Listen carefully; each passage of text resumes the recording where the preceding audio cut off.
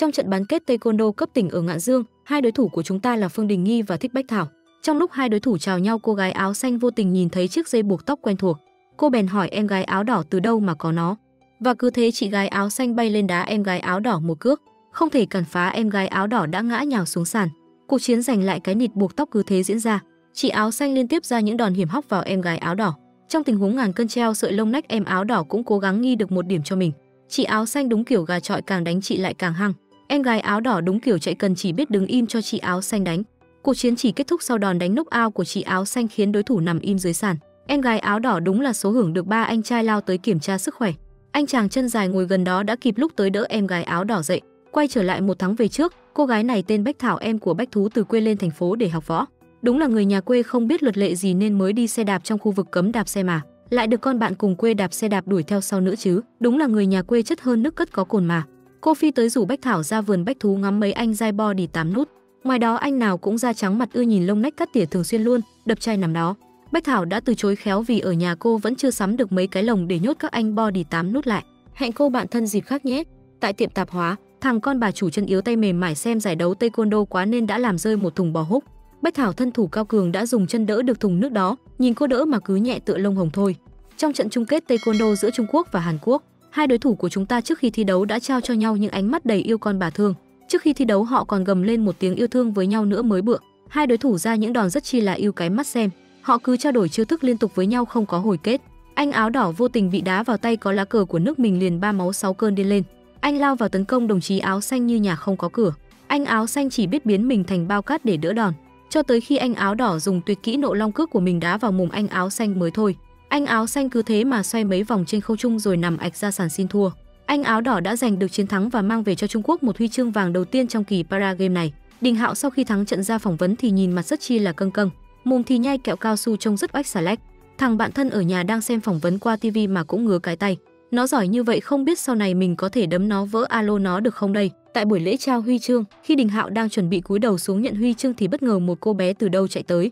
Cô bé cướp lấy mic và tuyên bố hùng hồn là Đình Hạo đã chơi doping trước khi trận đấu bắt đầu. Mấy anh security chạy lên ngăn cản thì bị cô bé đấm cho không trượt phát nào. Cô bé còn kể lại chuyện quá khứ của cha mình khi đã bị đối thủ Cúc Hướng Nam sử dụng chất kích thích và đả thương cha mình. Điều này đã khiến mọi người cảm thấy nghi ngờ và bắt đầu tin cô bé. Cô cũng đã thành công kích động mọi người bắt Đình Hạo đi kiểm tra. Đình Hạo không phải dạng vừa mà là dạng rộng.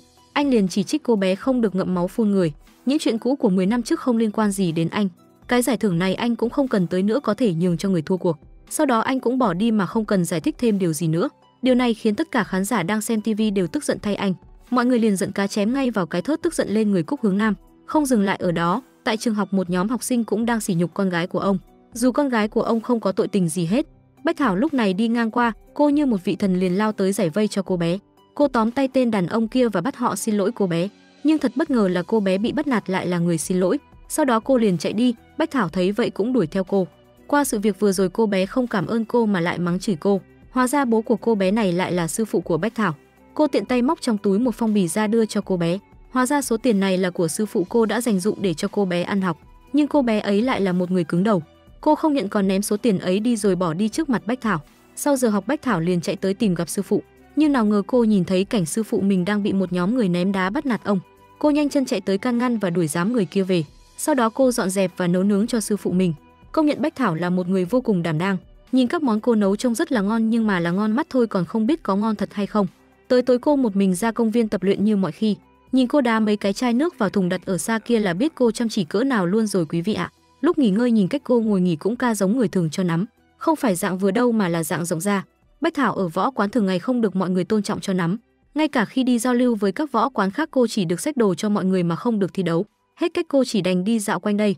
Cô đi tới một sân khấu có rất đông mọi người đang cổ vũ cho anh trai áo đen. Anh áo đen biểu diễn 72 phép thần thông của Ngộ Không trông mới hết sảy con bà bảy làm sao. Đã thế anh áo đen còn cứu giúp một em bé đang gặp rắc rối với mấy quả bóng bay. Điều này khiến cho các chị em bên dưới chỉ muốn rụng trứng ngay lúc này. Lúc này Bách Thảo quay về lại chỗ mọi người của võ quán đang tụ tập. Bất ngờ cô nhìn thấy mọi người đang dán các miếng gỗ lại với nhau để biểu diễn lấy le với các em xinh tươi. Lao sư phụ muốn bịt miệng Bách Thảo liền lấy ra tờ giấy nhập học và chỉ vài cái cảnh cáo Bách Thảo. Bách Thảo tính cách ngay thẳng nên đã không nghe. Lao mặc kệ Bách Thảo can ngăn mà vẫn cứ bò lên sân khấu để biểu diễn. Đến cuối cùng lão cũng bị phóng viên lật tẩy chiêu trò này. Lao tức giận đổ hết lỗi lên đầu Bách Thảo. Khi về tới võ quán lão tức giận trút hết lên người Bách Thảo. Lao còn định đuổi Bách Thảo ra khỏi võ đường nữa chứ. Đúng là người tàn ác luôn sống thành thơi mà. Sư phụ cô ở đằng sau cũng đã biết hết được sự tình của cô. Ông cũng biết được bấy lâu nay Bách Thảo đều phải nhẫn nhịn chịu đựng ở cái võ quán này. Ông đã đưa ra một giải pháp cho Bách Thảo, đó là đuổi cô ra khỏi võ quán dù trong lòng không muốn cô rời đi chút nào. Cô quỳ trước cửa võ quán dưới trời mưa để xin sư phụ mình cho ở lại, nhưng đổi lại cô chỉ nhận được đống hành lý của mình chứ không phải là sự đón nhận của ông. Sư phụ là người cứu cô từ nhỏ nên cô nhất định không chịu rời xa sư phụ. Cô bạn thân Bách Thảo đi tới thấy bạn mình quỳ vậy thì nhất quyết đòi Bách Thảo đi, nhưng Bách Thảo em của Bách Thú nào đâu có chịu. Cô bé liền quỳ theo Bách Thảo để được tắm mưa cùng cô. Đúng là có phúc cùng hưởng có họa thì thân ai người ấy chịu mà. Quỳ một lúc lâu thì Bách Thảo cũng thấy mỏi đùi gối nên đành theo cô bạn thân về nhà của em ấy. Cô bé này nhà rất có điều kiện nhưng lại có cái sở thích rất chi là biến thái. Cô bé chuyên đi nhìn trộm trai đẹp tắm, mà lần này lại dẫn theo Bách Thảo đi cùng nữa.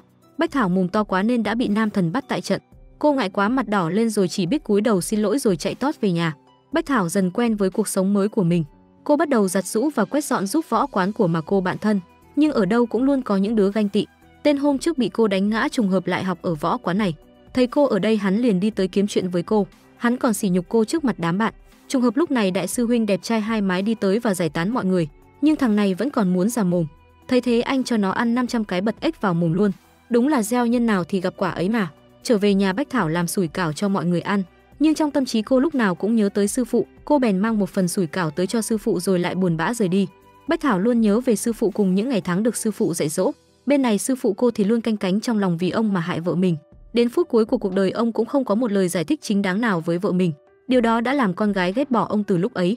Bách Thảo bên này đang luyện tập thì tên đàn anh đến kiếm chuyện. Hắn cay cú vì cô mà sáng ra đã bị phạt. Hắn nghĩ cô là hạng phèn nên đã thách thức quyết đấu với cô. Hắn liên tục khiêu khích Bách Thảo tấn công trước. Cô là một người chính trực luôn nghe theo lời của sư phụ dạy nên đã không ra tay với tên lão cá vàng này. Tên này có tính chơi bẩn quen rồi nên đã đá vào chỗ hiểm của Bách Thảo khiến cô ngất lịm tại chỗ. Thấy mình đã gây lên chuyện lớn hắn cùng đồng bọn liền bỏ trốn khỏi hiện trường.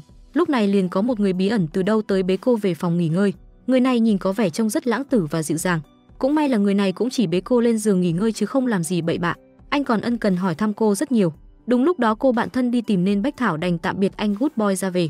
Mọi người lúc này đều tập trung đi tìm Bách Thảo ở khắp nơi.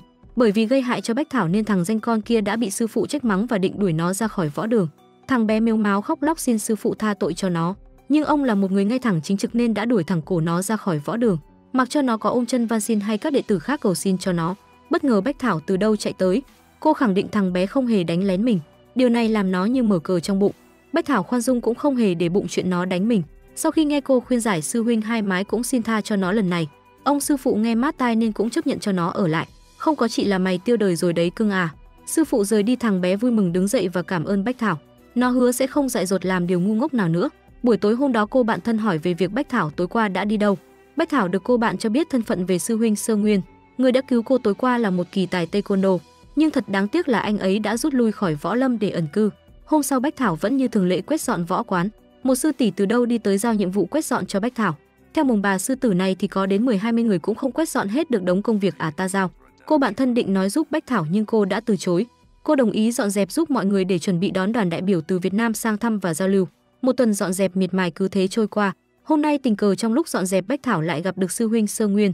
Anh hỏi thăm sức khỏe của cô từ vụ việc lần trước. Được biết cô vẫn chưa khỏe hẳn nên anh liền dẫn cô về phòng để xoa bóp cho cô nhanh khỏi. Nhưng anh lại nhiệt tình và ân cần quá làm cô ngại ngùng và muốn báo đáp anh. Chắc cô chỉ có thể báo đáp anh bằng việc giúp anh chăm sóc chậu đu đủ kia thôi. Ngày hôm sau là một ngày rất đặc biệt với võ quán. Anh sư huynh đẹp trai hai mái cùng tất cả đệ tử của võ quán ra đón tiếp võ quán bên Hàn Quốc tới. Vừa tới võ quán con bé bên Hàn Quốc đã hống hách đòi thách đấu với sư huynh Nhược Bạch nhà ta rồi. Đám đệ tử ở dưới chê cười cô bé và muốn lên thay sư huynh hành đạo. Các tuyển thủ to mồm của chúng ta đi lên thách đấu đều bị cô bé kia hạ gục hết. Lúc này mọi người mới hốt hoảng trước sự lợi hại của con nhỏ kia. Thừa thắng xông lên cô bé này đòi thách đấu sư huynh Nhược Bạch. Thấy anh không nói gì con bé liền sỉ nhục tất cả các võ sĩ Nhạn Dương ở đây. Bách Thảo đứng đó không chịu được liền đứng lên thay trời hành đạo. Cô thay mặt tất cả mọi người ở đây đứng lên thi đấu với cô bé này. Cô bé tự tin quá còn không thèm chào Bách Thảo. Cô bé mang thế chủ động liền tấn công Bách Thảo. Nhưng chị Thảo nhà ta đã né được đòn không quá nguy hiểm này. Cô bé hống hách liên tục tấn công Bách Thảo. Nhưng chị nhà ta đã chặn được đòn tấn công đó. Cô còn bồi thêm cho đứa nhỏ kia một phát vào giữa ngực. Ăn một skill này đã khiến cô bé bay ra mấy mén. Với một skill ấy đã khiến cô bé kia thua cuộc. Điều này đã khiến cô bé kia cực kỳ tức tối không thể tin vào mắt mình được. Mọi người ở võ quán thấy vậy liền vui vẻ ăn mừng chiến thắng cùng Bách Thảo. Cô bé bị thua cuộc thì mặt mếu xệch ra còn bị người khác chọc ghẹo. Bách Thảo thấy vậy liền đi tới đưa khăn ướt cho cô bé lau mồ hôi. Vẫn cứ là chị Thảo nhà ta là tốt bụng nhất mà. Lúc ra về con nhỏ ấy rất tức giận và bật lại sư huynh của mình. Điên tiết sư huynh cấm thúc không cho con nhỏ ấy ra ngoài. Vì điều này khiến con nhỏ tuyên bố sẽ cố gắng học tập để trả thù món nợ này. Ngày hôm sau cô đến võ quán cũ thăm thầy mình, nhưng ông lại tránh mặt cô làm cô buồn bã khóc một mình. Sư huynh Sơ Nguyên thấy cô đau buồn thì ân cần đi đến an ủi cô. Anh còn tặng cô chiếc vòng bằng cây làm cô vui đến cả tối. Ngày hôm sau sư phụ cô đột nhiên tìm đến võ quán. Ông quỳ ở đó chỉ cầu xin dụ quán trưởng thu nhận Bách Thảo làm đệ tử ở đây. Bách Thảo nhà ta ngang bướng nhất định không chịu nhận ai khác làm sư phụ. Điều này khiến ông rất tức giận, máu nhồi lên lão rồi ngất đi. Ngay lập tức ông được mọi người đưa vào bệnh viện. Nằm trên giường bệnh ông đau khổ vì bản thân mà làm lỡ đi tương lai của Bách Thảo. Sau khi từ bệnh viện trở về, Bách Thảo không quên học tập. Cô còn chu đáo hầm canh gà cho thầy để tầm bổ. Cô vừa học vừa trông nồi gà hầm cho tới khi ngủ gục ở trên bàn. Sư huynh Nhược Bạch âm thầm đến bên cô đắp chân cho Bách Thảo rồi còn ngồi trông nồi canh cho cô. Anh ngồi đợi cho tới khi gà chín thì anh mới rời đi. Cô vui vẻ mang canh gà tới cho thầy mình, nhưng khi đến nơi chỉ nhận lại bức thư từ biệt của thầy. Ông hy vọng cô có thể bái dụ quán trưởng làm sư phụ rồi theo ông ấy tiếp tục học taekwondo. Cuối cùng với sự mong mỏi của sư phụ, cô đã đồng ý và trở thành đệ tử của võ quán. Cô rất quyết tâm giành tấm vé đi thi đấu cho võ quán Tùng Bách lần tới. Ngày đầu luyện tập cô thể hiện sức mạnh đáng kinh ngạc làm Nhược Bạch sư huynh cũng bất ngờ. Anh chỉ đành sắp xếp cô tập với Diệp Phong vì cô bạn thân của Bách Thảo không thể chịu nổi. Bách Thảo ngoài giờ luyện tập thì lại đến chăm sóc cây cho sư huynh Sơ Nguyên. Nhưng hôm nay sư tỷ Định Nghi lỡ tay làm vỡ chậu hoa của cô chỉ đành dọn chậu hoa đó đi. Trong khi dọn, cô vô tình nhìn thấy Sơ Nguyên cùng Đình Nghi vui vẻ trong phòng. Cô cảm thấy buồn bã. Trong khi luyện tập cô cũng cảm thấy lơ là. Diệp Phong thấy cô như vậy cũng không quên nhắc nhở cô. Bách Thảo xốc lại tinh thần rồi lại tiếp tục luyện tập. Cho tới tối cô vẫn hành cho cô bạn thân mệt lả người mới chịu tha. Bên này Diệp Phong ngày nào cũng ăn hành ngập mồm từ Bách Thảo. Anh than phiền với sư huynh Bạch Nhược nhưng anh vẫn mặt lạnh như băng chẳng hề để tâm. Ngày hôm sau Bách Thảo vẫn chăm sóc cây giúp Sơ Nguyên như thường ngày. Giờ đây cô chỉ có thể lén nhìn anh từ xa. Ngày võ quán thi đấu cũng đã tới. Bách Thảo trận đầu đấu với cô bạn thân Hiểu Huỳnh. Cô làm Hiểu Huỳnh ăn ngập hành vào mồm nhưng vẫn để lộ rất nhiều nhược điểm. Những trận sau đó đến lượt sư huynh Nhược Bạch bón hành cho các đồng môn ở võ quán. Cuối cùng cũng tới trận đấu được mong chờ giữa Tú Cầm và Bách Thảo. Trận đấu này ai thắng sẽ giành được tấm vé ra ngoài thi đấu. Bách Thảo lại như người mất hồn khi trận đấu sắp diễn ra. Nhược Bạch liền đi tới dội cho cô một chai nước để tỉnh táo lại tinh thần. Ở trong võ quán sư huynh Nhược Bạch xốc lại tinh thần cho Bách Thảo. Trận đấu cuối cùng cũng diễn ra.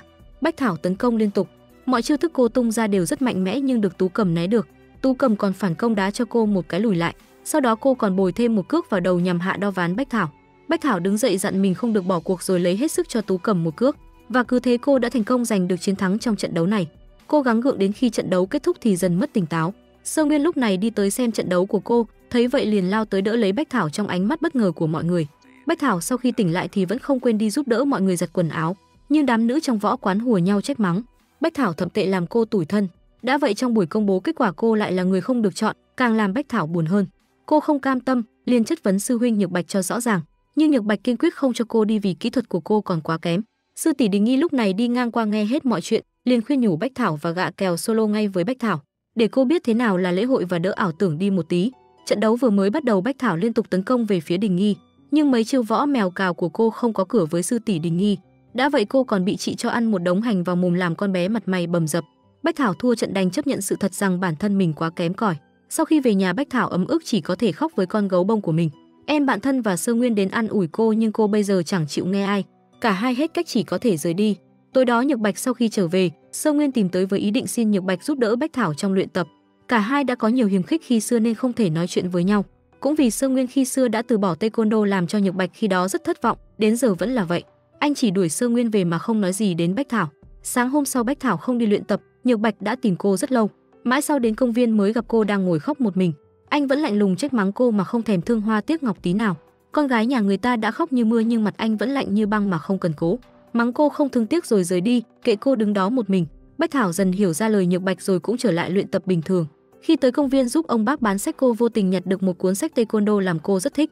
Cô vừa đi vừa đọc không may trên đường vớ ngay phải một thằng ngáo ngơ, nhưng được cái đẹp trai lái xe thể thao, rồi còn vừa đạt giải vô địch lái xe, lại còn bế hẳn cô vào xe làm cô đứng hình một lúc. Cô giận quá hóa thẹn nên chỉ lấy sách rồi sau đó rời đi. Ngày hôm sau tại võ quán Hiểu Huỳnh lôi theo Bách Thảo tham gia đội cổ vũ của võ quán. Cô bé e ngại vì đây là lần đầu mặc váy ngắn như vậy, nhưng Hiểu Huỳnh an ủi bạn mình và đưa cô ra công viên nơi cả đội tập. Cô bé lo sợ mình không được chào đón ở đây, nhưng ở đây cô được mọi người rất chào đón. Các em gái luyện tập rất hăng say, làm cho hai anh Nhược Bạch và Diệp Phong đi ngang qua cũng có một dịp rửa mắt vào buổi sáng. Nhược Bạch khi đi vẫn còn cố liếc về phía Bách Thảo, vì hiếm khi mới được nhìn cô mặc váy đẹp thế này. Bên này Đường Hạo đi tới tìm Sơ Nguyên gửi anh thư khiêu chiến nhưng anh vẫn không chịu đồng ý, nên Đường Hạo chỉ có thể ra về tay không. Bách Thảo sau khi luyện tập xong, vẫn chăm chú đọc cuốn sách cũ. Cuốn sách đó trùng hợp lại được tông sư ghi rất nhiều ghi chú. Đám bạn tò mò đi tới xem thì biết cô đọc phải cuốn sách giả, làm cả đám hùa vào trêu đùa cô. Cho đến khi Nhược Bạch đi tới cả đám mới chịu dừng lại. Đình Hạo bên này tập luyện hăng say thì cậu sư đệ đến đưa tư liệu về tất cả đối thủ của cuộc thi lần tới làm anh rất hài lòng. Trong buổi thi đấu cô ghi nhớ đến những lời trong sách, nhưng vì còn quan sát mãi phần chân làm cô phân tâm rồi còn bị Hiểu Huỳnh liên tục áp đảo. Cô vẫn chú ý quan sát mà không thể tìm ra vấn đề đến khi được Nhược Bạch nhắc. Cô đã hiểu ra và tiến bộ hơn rất nhiều. Cô nhanh chóng nhìn ra chiêu thức của Hiểu Huỳnh, chuẩn bị đánh ra và tránh né rồi sau đó bay lên đánh bại Hiểu Huỳnh. Sáng hôm sau cô nói cho Hiểu Huỳnh biết phương pháp luyện tập, rồi cả hai đứa hăng say tập luyện đến tận khuya mới thôi. Luyện tập xong Bách Thảo vẫn không quên đi chăm sóc vườn cây cho anh. Sơ Nguyên Anh thấy cô bầm tím hết chân tay thì ân cần giúp cô thoa thuốc cho vết thương. Sau đó hỏi ra mới biết Bách Thảo đang luyện tập một cách tập luyện rất khó, nên anh bảo cô hãy đến nhà anh để anh trị thương cho cô mỗi ngày sau khi tập xong. Người gì đâu đã đẹp dai lại còn ân cần như thế, làm cho cô bé về nhà vẫn không ngừng mong nhớ anh, đến cả khi ngủ cũng còn mơ tới nữa. Sau một thời gian cuối cùng trận đấu giữa các võ quán cũng đã diễn ra. Trận mở đầu cho giải đấu là trận giữa anh Nhược Bạch đẹp trai với thằng khứa áo xanh nào đó. Cả hai thi đấu rất cân tài cân sức, chỉ có mỗi đẹp trai là thằng khứa kia không so được với anh Nhược Bạch thôi. Cả hai đánh qua đánh lại rất căng, nó có mấy lần suýt thì tấn công được anh, nhưng anh có dàn em gái của Vũ đằng so thì sao mà làm các em thất vọng được. Anh liền phản công làm thằng khứa chỉ có thể chôn chân chịu đòn. Đồng đội của anh sau đó cũng giành chiến thắng dù có hơi vất vả, vì được Bách Thảo cùng đội của Vũ nhiệt tình khích lệ. Sau khởi đầu thuận lợi cả đội đi ăn mừng, từ đó hiềm khích của cô với Tú Cẩm cũng không còn. Trở về luyện tập cô ngày càng tiến bộ làm mọi người cũng thấy bất ngờ. Anh Nhược Bạch cũng nhìn ra tiến bộ của cô, anh liền cho cô liên tục luyện tập cùng những học sinh giỏi hơn, làm cho cô bé mơ hồ hơn về bản thân mình. Sáng hôm sau cô đang ở công viên một mình luyện tập thì tên ngáo Đình Hạo đi tới gây chuyện, còn đòi cô mời hắn ăn, nhưng thằng ngáo này không đợi cô đồng ý liền dẫn cô tới nhà hàng sang trọng ăn. Cô nhìn giá tiền thì tiếc ngẩn ngơ với tên này, thằng này đẹp dai thì có nhưng tệ thì cũng có thừa. Hắn để cô ngồi uống nước trong khi hắn thì ăn rất ngon. Đúng với câu nói cô ấy đi ăn quên không mang tiền, tôi đành để cô ấy ngồi nhìn tôi ăn. Đã vậy ăn xong làm bộ giả vờ ăn quỵt, rồi lợi dụng cầm tay cô bé chạy khỏi nhà hàng. Cô bé ngây thơ còn tưởng thật nên định quay trở lại thanh toán, nên hắn đành nói ra sự thật là chỉ trêu đùa cô. Cô liền giận dỗi vì bị hắn trêu đùa nhưng vẫn giữ đúng lời hứa mời hắn bữa này. Có móc đến nhẫn túi cô vẫn không đủ trả hắn, cô chỉ đành nói hắn cho cô nợ rồi lập tức bỏ về. Nhưng hắn nỡ lòng nào để cô đi bộ, đã vậy còn lái xe đi bên cạnh trêu cô nữa, làm cô bé giận dỗi khóc lóc lên vì ấm ức. Đình Hạo thấy mình quá đáng thì cũng không trêu đùa cô nữa, mà còn giúp cô hiểu ra vấn đề sai của cô. Trong khi tập luyện làm cô bé tươi cười vui vẻ. Cô bé trở về thì luyện tập rất hăng say làm Nhược Bạch đứng ngoài nhìn thấy cũng rất vui lây. Khi đấu với đối thủ giỏi hơn cô cũng có thể dễ dàng đánh bại. Sau khi luyện tập cô lại tới chỗ anh Sơ Nguyên để anh trị thương. Đình Nghi sư tỷ đi tới thấy tình địch cô cũng nhìn thấu hết tâm tư của Bách Thảo. Cô khéo léo dằn mặt Bách Thảo ngay, làm cô bé ngại ngùng rời khỏi đó luôn. Vì mải cắm đầu chạy mà không để ý đụng trúng phải Nhược Bạch ở cửa võ quán. Anh vẫn giữ nét mặt lạnh lùng, âm thầm khích lệ Bách Thảo chăm chỉ luyện tập. Hôm sau ngày thi tiếp theo diễn ra, Đình Hạo đi tới đưa cho Nhược Bạch tư liệu về các đối thủ trong cuộc thi rồi rời đi. Diệp Phong nghi ngờ anh giở trò nhưng Nhược Bạch hiểu rõ bạn mình sẽ không giở trò, nên Diệp Phong cũng yên tâm phần nào.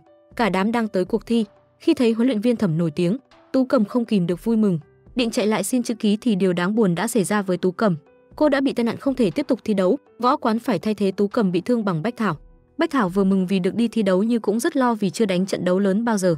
Cô bé vẫn nghi ngờ bản thân, nhưng sau khi được Bạch Nhược giúp đỡ cô đã hiểu ra. Những ngày sau đó cô cùng anh phân tích đối thủ rồi luyện tập cùng nhau. Anh và cô luyện tập cho tới tận khuya, nhưng để chuẩn bị cho trận đấu ngày mai, anh sợ làm ảnh hưởng đến cô nên cho cô nghỉ sớm. Cô bé ngây thơ lại nghĩ anh không muốn cùng mình luyện tập vì biết cô sẽ thua. Anh cũng không thèm giải thích gì với cô, chỉ lạnh lùng khích lệ cô chứ thật ra tôi biết thừa là do anh mệt quá rồi, không chịu được con bé này hành thêm nữa nên mới khuyên nó nghỉ ngơi sớm. Luyện tập xong cô vẫn ở lại dọn dẹp phòng tập cho mọi người, nhưng cô em Hiểu Huỳnh thấy bạn đã vất vả luyện tập rồi, vẫn còn dọn dẹp được nữa nên đi tới can ngăn. Đám bạn cũng đi tới giúp đỡ cô dọn dẹp để cô về nghỉ ngơi. Ngày hôm sau trận đấu lại bắt đầu diễn ra. Trận đấu anh Diệp Phong dễ dàng giành thắng lợi đầu tiên cho Tùng Bách. Bách Thảo bên này thì vẫn còn lo lắng vì đây là trận thi đấu đầu tiên của cô. Trận đấu của Bách Thảo cũng chính thức bắt đầu. Cô bé tâm lý còn chưa ổn định nên bị đối thủ dồn ép liên tục, khiến cô chỉ có thể tránh né, làm cô bé bị trừ điểm thì ngơ ngác không hiểu chuyện gì. Trận đấu đang tiếp tục diễn ra, Bách Thảo liên tục lùi về sau tránh né, làm cô bé mất thêm một điểm nữa. Tâm lý cô càng mất ổn định, đến chân cũng không nhấc lên nổi. Cô hoang mang quá nên liên tục nhận đòn từ đối thủ. Đến khi hiệp 1 kết thúc, Bách Thảo ngây thơ trở về. Nhược Bạch thấy cô như vậy nhưng vẫn tin tưởng khích lệ tinh thần cô. Anh không quên nhắc cô phải tin tưởng vào trực giác của bản thân. Cô trở lại hiệp 2 với tâm trạng ổn định hơn. Cô đá bay đối thủ và liền ghi cho mình 2 điểm đầu tiên, giữ vững phong độ liên tục tránh né, rồi tấn công về phía đối thủ và vươn lên dẫn trước. Thấy gần hết giờ, chị áo xanh lao tới định hạ knock out Bách Thảo. Cô xoay người đá cho đối thủ nằm sàn và giành chiến thắng đầu tiên. Mọi người vui vẻ ăn mừng vì chiến thắng đầu tiên của Bách Thảo. Anh Nhược Bạch cổ vũ tinh thần mọi người, đúng chất một nhà lãnh đạo trận đấu. Sau đó anh cũng giành thắng lợi, làm bà cô huấn luyện viên Thẩm ngồi đánh giá phía dưới rất hài lòng. Sau trận đấu, tên Ngáo Đình Hạo gây chuyện với một anh đầu chọc. Hắn đuổi tới tận phòng thay đồ đòi solo bằng được với Đình Hạo. Trùng hợp thay Bách Thảo từ phòng thay đồ đi ra thì gặp ngay Đình Hạo. Cô liền đi ra giải quyết anh chọc. Vì cô vẫn chưa biết thân phận của Đình Hạo, rồi nghĩ anh chọc đang bắt nạt kẻ yếu. Anh chọc định ra tay thì bị Bách Thảo liền giải quyết hắn trong mấy chiêu, rồi Đình Hạo kéo cô chạy đi. Anh khoác lác rằng mình không phải quán quân gì cả, chỉ là trùng tên với anh quán quân kia thì anh liền bị vả ngay vào mặt. Đám bạn Bách Thảo đi tới thấy thần tượng của mình thì súm lại liền làm thằng bé lộ luôn. Bách Thảo tức giận vì mình bị trêu đùa liền mắng hắn thậm tệ rồi bỏ đi. Hôm sau Bách Thảo phụ giúp mẹ Hiểu Huỳnh làm bánh thì Sơ Nguyên đột nhiên tìm tới. Đình Hạo thấy bóng dáng Sơ Nguyên liền đi tới, anh đứng ngơ ngác nhìn cảnh Bách Thảo cùng Sơ Nguyên làm bánh rất vui vẻ. Trong lòng có chút không vui, Sơ Nguyên bên này nhiệt tình ấm áp giúp Bách Thảo làm bánh khiến cô rất vui. Trở về nhà Bách Thảo vui vẻ mãi mới có thể ngủ. Ngày hôm sau mọi người lại trở về luyện tập như thường ngày. Bỗng nhiên một cô bạn đi tới làm bộ hốt hoảng kéo Bách Thảo ra công viên. Anh Đình Hạo đã chuẩn bị ở đây từ trước. Anh chuẩn bị rất kỹ càng, còn thuê nguyên đoàn văn công để hát tặng cô, rồi còn chuẩn bị cho cô một màn tỏ tình xến xúa. Anh Nhược Bạch đột nhiên đi tới lạnh lùng giải tán mọi người về. Đình Hạo mặt dày còn thả những cánh hoa trên trời nhằm bày tỏ tình cảm với Bách Thảo. Cô chịu không nổi liền ra ngoài kéo Đình Hạo ra một bên. Cô xin anh đừng quấy rầy cô thì Sơ Nguyên đi tới. Anh thấy vậy liền nắm tay cô tỏ tình với Bách Thảo để dằn mặt Sơ Nguyên. Những ngày thi đấu tiếp theo Bách Thảo tiến bộ vượt bậc, vượt qua rất nhiều đối thủ. Võ quán cũ của Bách Thảo hôm nay cũng có trận thi đấu. Trùng hợp thấy Bách Thảo tỏa sáng trên sân khấu, rất bất ngờ trước thực lực của cô. Bách Thảo thấy đồng đội cũ đang yếu thế liền chạy tới cổ vũ tinh thần cho cô. Đồng đội của Bách Thảo bên Tùng Bách cũng sang giúp sức, khiến Quang Nhã có thêm sức mạnh hạ đo ván đối thủ. Sau trận đấu Quang Nhã kiêu căng trước kia cũng chủ động đi tới cảm ơn cô. Bách Thảo chuẩn bị ra về lại gặp Đình Hạo đang đứng chờ ở dưới. Hắn lại bày trò dụ dỗ đưa cô đi gặp sư phụ, nhưng lại dẫn cô tới sân võ đã chuẩn bị trước để tỏ tình với cô. Khi tới nơi lại không thấy sư phụ, cô bé thất vọng mắng mỏ hắn. Cô dứt khoát từ chối tình cảm của hắn rồi bỏ về mặc kệ hắn ở đó. Trở về võ quán thì đã là rất muộn, Bách Thảo không vào cửa được. Định quay ra ngoài đợi trời sáng, một người thần bí liền ném cho cô mấy mẩu giấy nói cô đi cửa sau để đi vào. Đến cửa sau không biết vào thế nào, cô đành trèo cửa chạy vào. Người thần bí âm thầm giúp cô là Nhược Bạch. Anh cũng hết cách với cô em đầu đất này, mở cửa cho rồi lại còn trèo vào mới chịu. Ngày hôm sau cả đám bạn đang ngồi bàn tán xôn xao. Nhược Bạch trở về sau buổi bốc thăm chọn bảng cho trận đấu sắp tới. Võ quán Bách Tùng rơi vào bảng đấu khó khi toàn gặp những đối thủ nặng ký. Để chuẩn bị tốt cho trận đấu, Nhược Bạch cùng Bách Thảo chăm chỉ luyện tập cho tới tận khuya. Hiểu Huỳnh còn đứng bên ngoài nhìn trộm thì bị Diệp Phong bắt gặp. Cô muốn làm gì đó cho đội nên liền dẫn Diệp Phong tới làm bảng cổ vũ cho mọi người. Nhưng thằng này toàn ngủ là ngủ. Chắc vì bị Hiểu Huỳnh hành cả tối nên anh có chút hao tổn sức lực, làm thua mất một trận đầu tiên của đội. Bách Thảo tiến vào trận đấu của mình với tâm thế lo lắng khi phải đối đầu với đối thủ nặng ký về cả nghĩa đen. Mở đầu trận đấu chị Béo bật lên tung cước làm Bách Thảo hoang mang. Đối thủ liên tục nhảy quanh cô tấn công làm cô bé không cách nào đỡ nổi. Sau khi được Nhược Bạch xốc lại tinh thần cho cô, Bách Thảo tiến vào hiệp 2 cũng tự tin hơn. Chị Béo lại dùng cách di chuyển như trước nhưng lần này Bách Thảo đều né được và còn chớp thời đá chị Béo nằm sàn.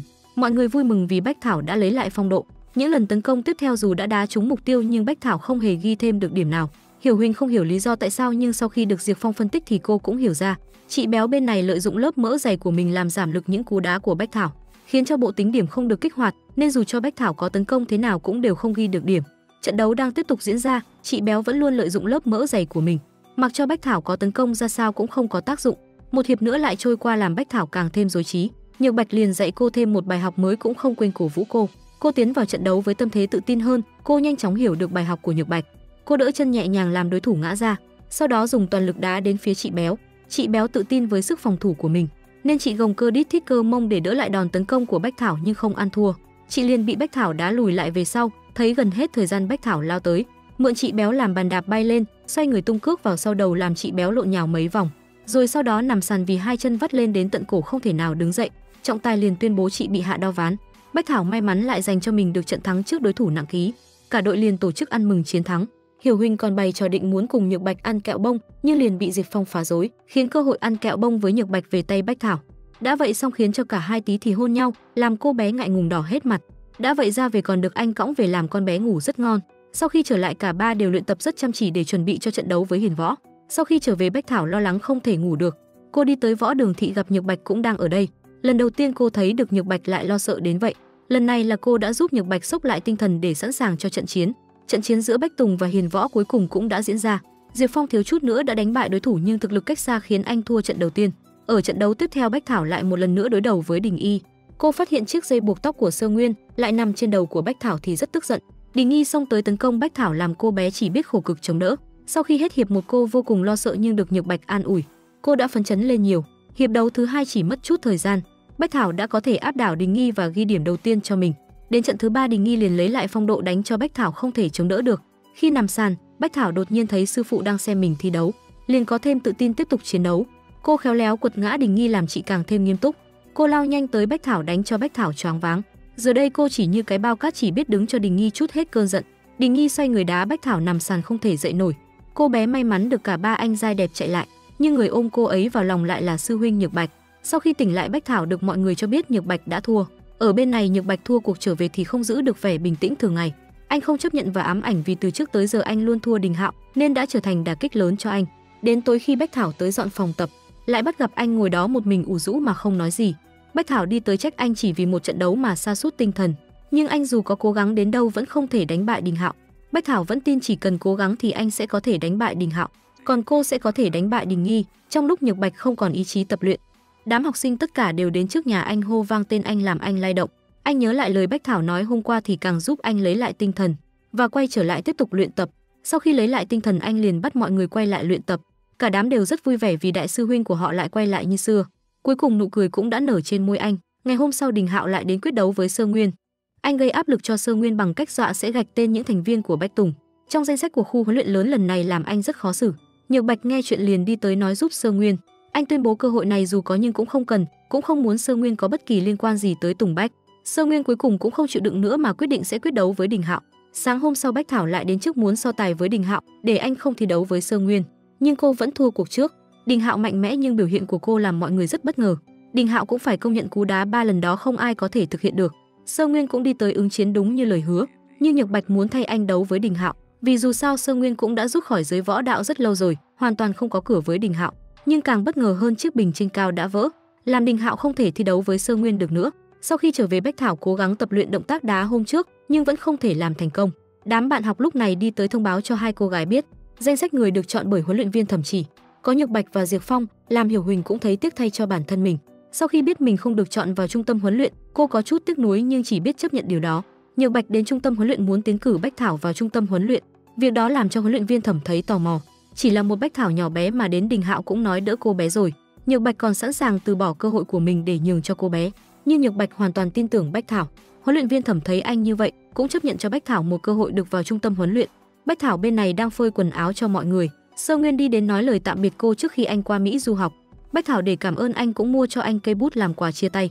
Nhược Bạch biết tin Sơ Nguyên sắp đi nước ngoài, anh liền tìm tới cậu bạn chất vấn tại sao bao nhiêu năm qua vẫn không nói rõ lý do Sơ Nguyên rời bỏ taekwondo, nhưng anh vẫn lặng im không nói, khiến cho Nhược Bạch thất vọng bỏ đi.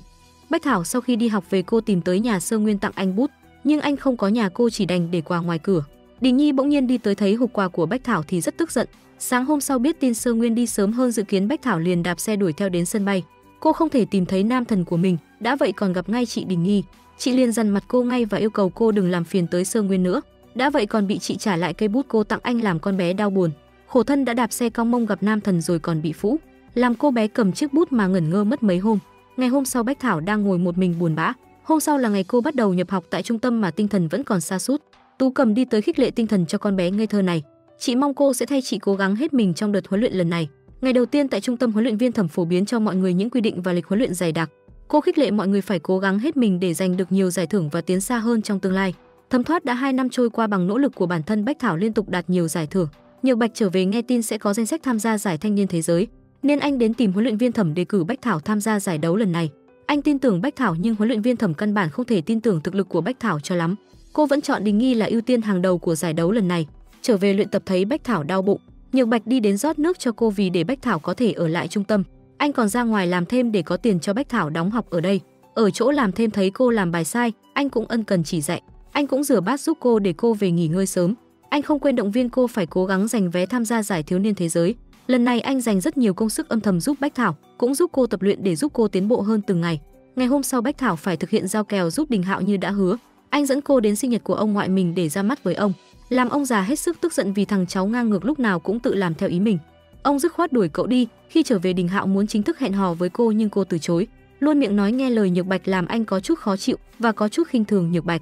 Nhưng cô bé vẫn nhất quyết tin tưởng Nhược Bạch. Ngày hôm sau Đình Hạo muốn quyết đấu với Nhược Bạch để xem thực lực của bản thân. Trận đấu diễn ra rất căng thẳng, Đình Hạo liên tục tấn công như vũ bão về phía Nhược Bạch, nhưng cũng dần mất sức chiến đấu. Đình Hạo vội vàng tấn công để tránh hao tổn sức lực. Nhược Bạch chớp lấy cơ hội đánh bại Đình Hạo nhanh chóng. Nhược Bạch sau khi về nhà đã bị Diệp Phong nhìn thấu tâm tư của cậu dành cho Bách Thảo. Cậu khuyên anh nên nắm bắt cơ hội chớ để vụt mất Bách Thảo, làm Nhược Bạch cũng thấy bối rối. Sáng hôm sau Bách Thảo đi tới trung tâm cùng quả mái cắt vội của các pháp sư Trung Hoa, làm đám bạn không thể tin được trên đời này lại có người cắt được như vậy. Sau một thời gian Đình Nghi cũng trở về gia nhập trung tâm cùng với mọi người. Huấn luyện viên có ý sắp xếp cho Nhược Bạch tập với Đình Nghi, nhưng anh kiên quyết từ chối và xin tiếp tục được tập với Bách Thảo. Thấy Nhược Bạch kiên quyết và còn rất kỳ vọng Bách Thảo, huấn luyện viên chỉ đành cho hai cô gái đấu với nhau một trận. Đình Nhi tự tin, còn sỉ nhục Bách Thảo trước mặt mọi người. Nhưng sau 2 năm luyện tập cô đã khác xưa rất nhiều.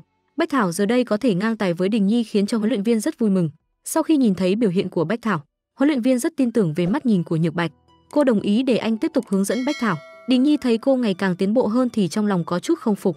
Thấy Nhược Bạch cùng Bách Thảo luyện tập, cô đi tới khiêu khích cô và gạ kèo solo với Bách Thảo để bón hành cô thêm. Một lần nữa Bách Thảo do dự một hồi nhưng vì cay con này lâu lắm rồi nên cô đành chấp nhận kèo này. Bên này Bách Thảo đang ngồi ôm cây bút cũ, Nhược Bạch đi tới rủ cô cùng đi ăn với anh. Bách Thảo không ngờ Nhược Bạch vẫn còn có thể nhớ đến món mình thích lâu đến vậy. Cả hai vui vẻ nói chuyện còn chụp bức hình kỷ niệm với nhau, trông mà thấy đẹp đôi làm sao. Mặc dù mái tóc của em có hơi bựa. Sau khi ăn cả hai cùng đi ngắm chợ đêm. Đang đứng bên gian hàng bất ngờ Sơ Nguyên cùng Đình Nghi đi tới, làm cô có chút ngượng ngùng. Đã vậy còn bị Đình Nghi chê cười về mái tóc làm con bé càng thêm ấm ức. Nhìn nam thần của mình cùng tình địch tay trong tay mà con bé đau buồn. Về đến nhà cũng chẳng thèm để ý đến cô bạn thân lắm mồm. Hôm sau là sinh nhật Bách Thảo, sư phụ cô còn cất công đến tận trung tâm gửi quà cho cô. Bạn bè cô cũng chuẩn bị rất nhiều quà cho cô. Anh Nhược Bạch còn đến sớm âm thầm tặng cô cái kẹp tóc cô thích. Sau giờ luyện tập Bách Thảo cùng Hiểu Huỳnh đang dọn dẹp. Con bé lười nhác lại nhờ Bách Thảo dọn vệ sinh dùng nó. Huấn luyện viên Thẩm đi đến giới thiệu bác sĩ mới cho mọi người. Người đó không ai khác là sư huynh Sơ Nguyên mới trở về. Sơ Nguyên nhanh chóng bước vào công việc theo dõi đánh giá từng học viên của mình tại trung tâm, nhưng làm thì ít mà ngắm Bách Thảo thì nhiều. Sau giờ luyện tập cả đám bạn bất ngờ tổ chức sinh nhật cho Bách Thảo. Quang Nhã trước kia luôn ghét Bách Thảo giờ đây cũng ngại ngùng tặng quà sinh nhật cho Bách Thảo. Sau khi cả đám ra về, Bách Thảo mở tủ ra thì nhận được món quà của Sơ Nguyên tặng cô, cùng chiếc kẹp của Nhược Bạch. Nhưng cô bé hiểu nhầm cái kẹp do Sơ Nguyên tặng rồi cứ thế hiểu nhầm đoạn tình cảm này. Vì để đáp lễ với anh Sơ Nguyên, cô bé cầm chiếc bút đến tặng anh Sơ Nguyên, rồi còn được anh sửa tóc cho. Ngày hôm sau tại trung tâm Đình Nghi phát hiện Sơ Nguyên dùng chiếc bút Bách Thảo tặng, thì tức giận cãi vã với anh, đã vậy còn đá hỏng tủ cá nhân của Bách Thảo, báo hại con bé vì sửa tủ mà phải đến muộn. Trong lúc luyện tập Nhược Bạch thấy võ phục của cô quá ngắn, nên khi ra về anh lấy võ phục của cô về rồi thức thâu đêm may lại võ phục cho cô bé. Làm Diệp Phong ở bên cậu cũng thấy bất ngờ khi Nhược Bạch lại quan tâm Bách Thảo đến vậy. Sáng dậy cô thấy bộ võ phục của mình trước nhà Nhược Bạch thì rất cảm kích. Cô cảm ơn anh nhưng trước mặt Bách Thảo mặt anh lúc nào cũng lạnh và nghiêm túc bắt cô luyện tập.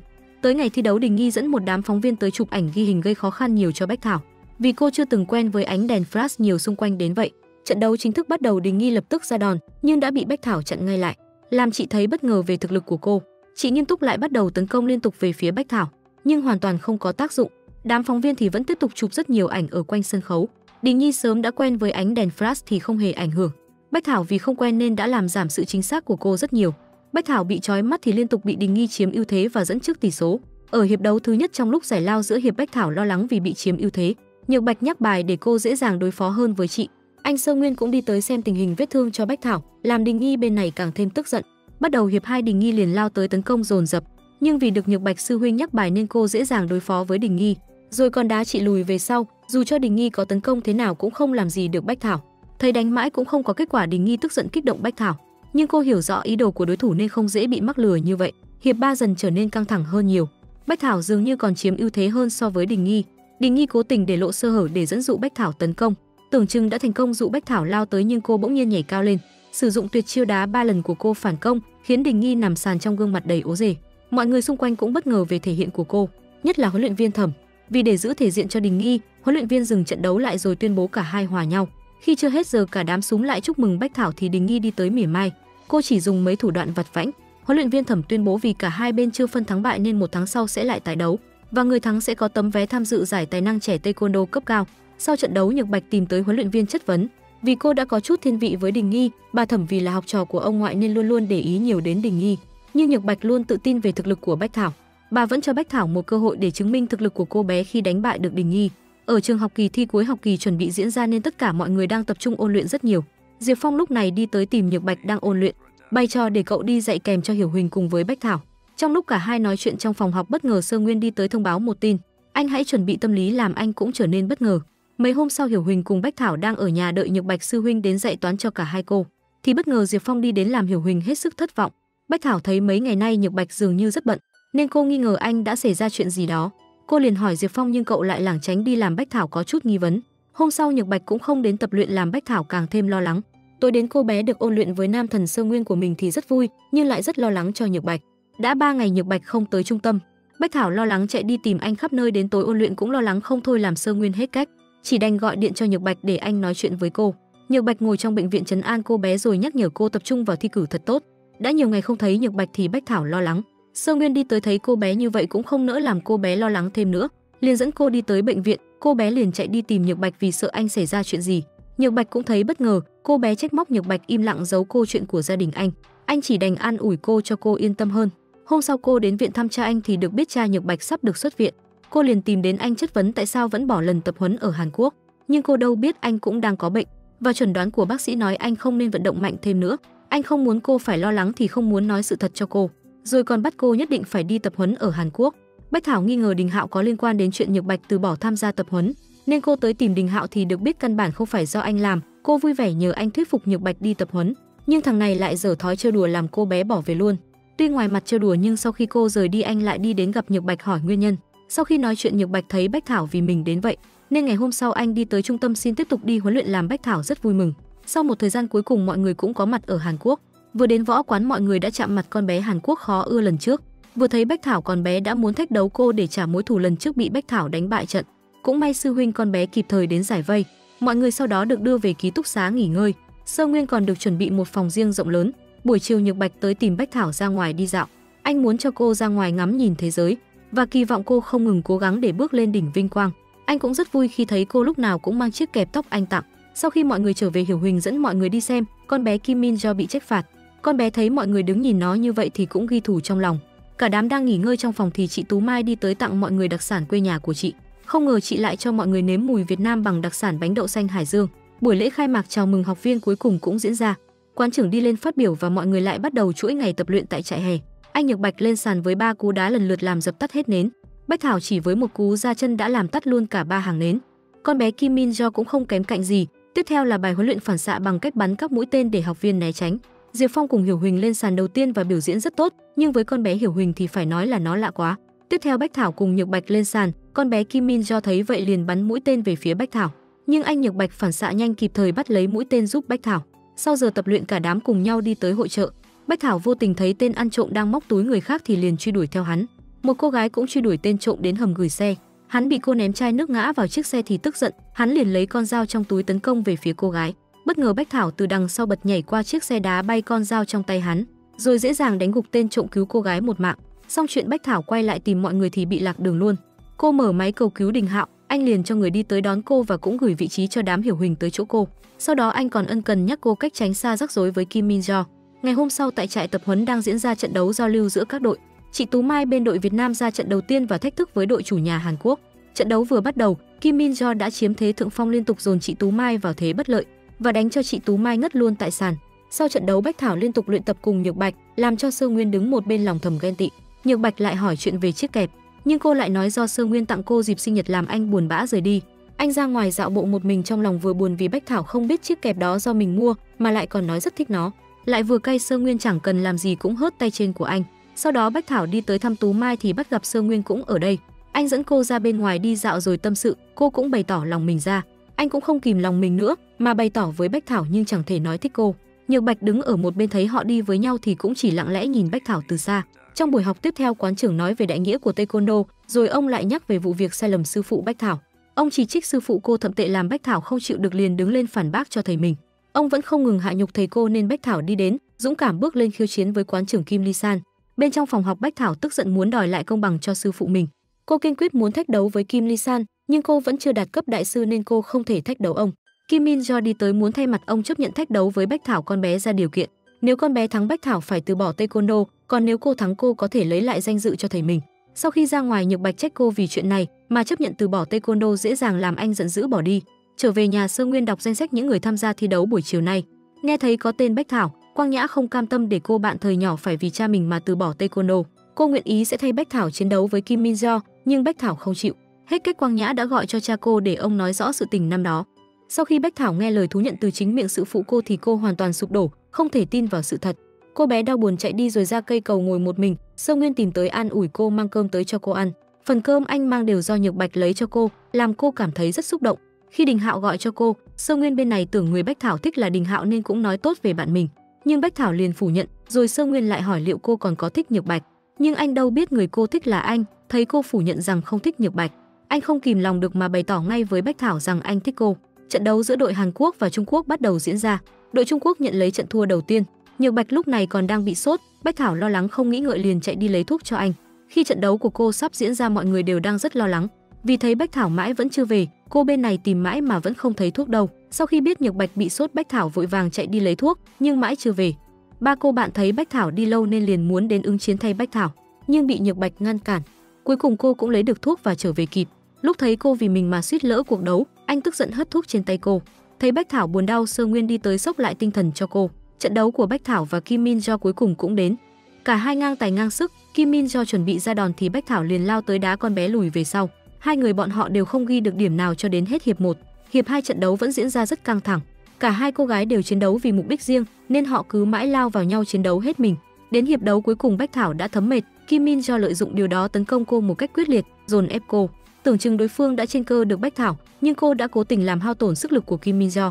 Thấy chiêu của mình đều bị cô tránh được, con bé tức giận lao tới nhưng con bé đã mệt lả. Cô liền nhảy lên đá 2 cước liên tiếp nhưng Min Jo đã chặn lại.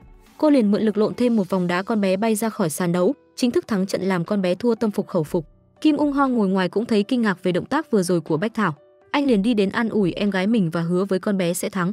Trận tiếp theo Nhược Bạch chuẩn bị vào trận chiến liền bị Sơ Nguyên tới ngăn cản, nhưng giờ đây anh không nghe lời cậu được. Bắt đầu trận đấu, Ho đã nhìn ra anh bị ốm và không muốn thừa cơ chiến thắng anh. Hyung Ho khuyên Bạch Nhược nên ra sân nhưng anh hiện giờ chỉ muốn đánh bại Hyung Ho. Trận đấu diễn ra đầy căng thẳng, thấy anh kiên trì đến vậy, Hyung Ho cũng dốc toàn lực để chiến đấu với anh. Hiệp 2 lúc này cũng càng trở nên căng thẳng. Nhược Bạch đã chiếm ưu thế với cú đá ngay cằm nhưng anh cũng đã hết sức. Hyung Ho thấy vậy anh liền tấn công Nhược Bạch liên tục làm anh thấm mệt. Trong hiệp đấu cuối cùng anh bị Hyung Ho liên tục tấn công khiến anh chỉ có thể ra sức phòng thủ. Nhược Bạch dù bị đánh gục nhưng vẫn đứng lên tiếp tục chiến đấu, mặc kệ Bách Thảo có khuyên ngăn thế nào. Cuối cùng Nhược Bạch cũng thành công kiên trì đến giây phút cuối cùng rồi giành chiến thắng. Sau đó anh gục trong vòng tay Bách Thảo. Trận đấu kết thúc, Sơ Nguyên đến khám cho cậu rồi cho cậu uống thuốc. Thấy anh liều mình vì Bách Thảo như vậy, Sơ Nguyên không ngần ngại hỏi thẳng anh có phải đã thích Bách Thảo rồi phải không? Trong phòng Nhược Bạch, Sơ Nguyên liên tục hỏi anh có thích Bích Thảo không. Nhược Bạch không ngần ngại thừa nhận tình cảm của mình và muốn cạnh tranh công bằng với Sơ Nguyên. Bách Thảo lúc này đột nhiên tìm tới đưa đá và khăn cho anh. Thấy anh vẫn không hạ sốt mà còn sốt cao hơn nữa, cô nghi ngờ anh mắc bệnh khác chứ không phải là cảm cúm bình thường. Cô liền gặng hỏi Sơ Nguyên nhưng vì không muốn Bách Thảo biết, Nhược Bạch kiên quyết đuổi cô đi. Sau khi hai người rời đi, người lạnh lùng như Nhược Bạch cũng đã rơi nước mắt. Sơ Nguyên thấy Bách Thảo đau buồn nên anh dẫn cô tới đỉnh cầu nguyện cho vơi nỗi buồn. Diệp Phong thấy Nhược Bạch vẫn chưa hạ sốt, cậu liền chạy ra tìm Bách Thảo thì trùng hợp cô đang ở dưới nhà. Cậu liền dẫn cô lên xem tình hình, cô liền pha thuốc cho anh uống rồi đi nấu canh bồi bổ cho anh, còn chăm sóc anh cả đêm. Hôm sau anh cũng đỡ hơn, anh liên tục trách móc cô, nhất quyết đuổi cô ra ngoài. Nhưng dù cho cô có xin lỗi ra sao anh cũng lặng im không nói nửa lời. Cô buồn bã trở về nghe lời khuyên của Hiểu Huỳnh. Cô liền cố gắng luyện tập để làm anh Nhược Bạch vui trở lại. Cô cùng Hiểu Huỳnh đang chạy bộ thì Kim Min Jo đi tới. Mặc dù con bé đã tâm phục khẩu phục thua cô nhưng nó lại nhờ chị gái Ưn So thay nó dạy dỗ cho Bách Thảo. Đâu có ngờ là Bách Thảo đã từng cứu chị, nhưng vì đã hứa với em gái nên chị chỉ đành mời cô ra rừng trúc giao lưu sương sương. Cả hai chiến đấu cân tài cân sức nhưng dường như Ưn Su lại hoàn toàn làm chủ thế trận. Chị đột nhiên dừng lại vì muốn Bách Thảo cho chị xem lại chiêu thức 3 cú đá của mình. Trong khi trận chiến đang diễn ra, chị Ưn Su muốn cô cho chị xem chiêu thức 3 cú đá của Bách Thảo. Bách Thảo liền nhảy lên tấn công về phía Ưn Su nhưng chị có thể nhẹ nhàng né tránh, làm cô thấy rất bất ngờ. Ưn Su còn nhiệt tình dạy cho cô cách quan sát để cô có thể hoàn thiện nhiều hơn nữa về kỹ thuật của mình. Chị giới thiệu tên với Bách Thảo mà đám bạn đằng sau nghe đến tên chị cũng đứng hình luôn. Không ngờ người đứng trước Bách Thảo lại là Lee Ưn Su nổi tiếng. Min Jo bên này không phục còn muốn chị gái dạy dỗ Bách Thảo thì chị nhẹ nhàng trách mắng, làm Min Jo cũng phải giành ngang. Hôm sau là ngày quán trưởng công khai xin lỗi sư phụ Bách Thảo. Ông tiến tới cúi đầu xin lỗi Khúc Hướng Nam và hứa sẽ không công khai chỉ trích sư phụ cô, nhưng ông vẫn một mực không bỏ qua sai lầm của sư phụ. Min Jo đứng bên cũng nhân cơ hội gọi người tới đuổi Bách Thảo đi. Vì cô là đệ tử của Khúc Hướng Nam nên không có tư cách học taekwondo. Đột nhiên Đình Hạo đi tới, rồi còn dẫn Khúc Hướng Nam đến gặp tất cả mọi người để làm sáng tỏ chuyện năm xưa. Ông đứng trước mặt mọi người khẳng định rằng ông không hề sử dụng chất kích thích và kể lại sự tình năm xưa, rồi còn cho mọi người biết lý do ông không thể phân trần rõ ràng. Ngay lúc đó quán trưởng Kim Ly Han không chấp nhận thua, ông một mực phủ nhận những điều ông nói. Ông chỉ đành nói sẽ tuyên bố tìm ra chứng cứ chứng minh mình trong sạch. Sau khi trở về nhà, ông tâm sự với cô rồi từ biệt Bách Thảo. Quang Nhã ở trên nghe thấy hết lời của ông, cô cũng dần buông bỏ hận thù với cha mình. Cả đám thời gian này rất cật lực điều tra sự việc. Mọi người thức đêm xem lại tất cả video về giải đấu năm đó cho tới khi ngủ gục hết với nhau. Lúc đó Nhược Bạch đi tới lấy số băng còn lại một mình xem hết cả đêm. Dù mệt mỏi anh vẫn kiên trì xem rất nhiều. Cho đến cuối cùng anh cũng đã tìm thấy video chứng minh sư phụ Khúc vô tội. Nhưng con bé Minjo vẫn không công nhận, bắt mọi người phải tìm nhân chứng để chứng minh. Mọi người đã tìm kiếm rất lâu đều không có kết quả. Anh Nhược Bạch cũng âm thầm tìm kiếm rất lâu. Vì quá lao lực cơ thể anh bắt đầu yếu đi. Cuối cùng trận đấu chung kết cũng bắt đầu diễn ra. Bách Thảo vừa kịp lúc trở về để tham gia giải đấu. Ở bên này Nhược Bạch đi tìm kiếm hồi lâu nhưng cơ thể anh do bệnh chưa hồi phục. Còn ở ngoài từ đêm tới sáng khiến cho anh yếu đi rất nhiều, nhưng anh vẫn kiên trì tìm kiếm. Đi một hồi lâu thì anh cũng tìm ra một người khả nghi tại một quán cà phê. Khi xác nhận đúng là người mình cần tìm, anh liền hỏi về trận đấu taekwondo 12 năm trước làm ông ta chột dạ liền bỏ chạy. Nhược Bạch cũng lập tức đuổi theo sau. Cơ thể anh đang rất yếu nhưng anh vẫn cố chấp đuổi ông ta tới một tòa nhà bỏ hoang. Ở bên này trận đấu của Bách Thảo và Minjo bắt đầu diễn ra. Con bé đã tiến bộ rất nhiều sau trận thua trước, còn Bách Thảo thì lại chẳng thể tập trung cho trận đấu nên đã để Minjo giành ưu thế. Bên này Nhược Bạch dù mệt mỏi vẫn cố đuổi theo người đàn ông kia. Ông ta đang chạy thì đột nhiên chân bị vướng vào dây thừng rồi ngã xuống từ tầng cao. Nhược Bạch đuổi tới kịp thời bám vào đầu dây còn lại cứu ông ta một mạng. Tay anh vì vậy cũng bị thanh sắt cứa một vệt dài chảy máu rất nhiều. Bách Thảo bên này thì không thể tập trung được vào trận đấu nên liên tục để Minjo đánh ngã. Bên này Bạch Nhược đã cứu ông ta lên, ông cũng thừa nhận chính mình là người đã bỏ chất kích thích vào trong, nhưng ông không thể đồng ý cùng cậu quay về làm chứng. Cậu định giữ ông lại thì ông ta quay lại tặng cho anh một tràng đấm, nhưng anh giờ đã rất yếu không thể sử dụng võ được nên anh quay sang sử dụng võ mồm.